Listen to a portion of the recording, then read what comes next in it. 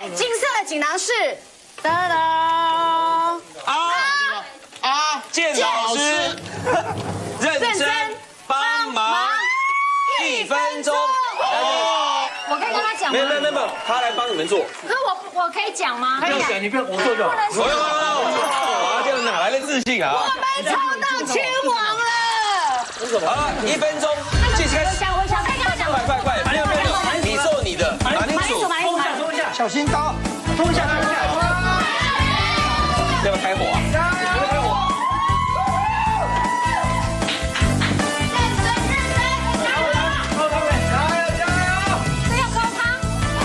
放一点点。好，没有。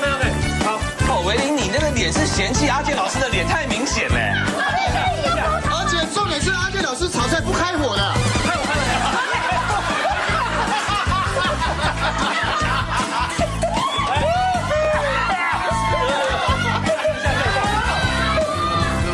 要不要加什么调味料？没有盐巴，最后这个我记得，盐巴 always 最后。哇，帅！这个我记得。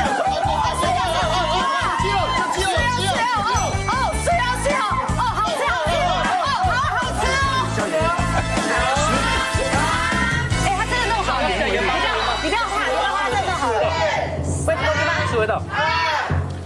好，停，时间到，阿健老师点手。好了。第二个，开第二个。好，这道菜阿健老师已经为我们做好，我们果然抽到千王。是。因为对面因为阿健老师的帮忙，我跟你说啊，因为阿健老师一个人就独立完成一道菜。好厉害啊！不是，是阿健老师煮完忘了。对，没错，阿健老师煮完。阿健虽然我们是好朋友，但是我对他厨艺还是怀疑的。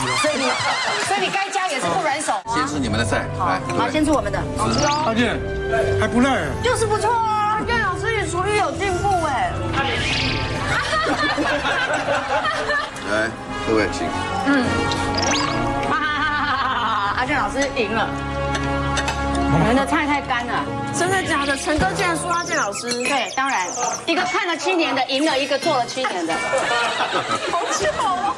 这部分是因为阿健老师在做的时候呢，这边是完全不信任的状态，所以呢水在明明加的时候，要这样加，我们不给他加。对，他就一直他们就对他你们就一直在犹豫，那也是因为这样犹豫，所以你们烹调时间不然我们会更。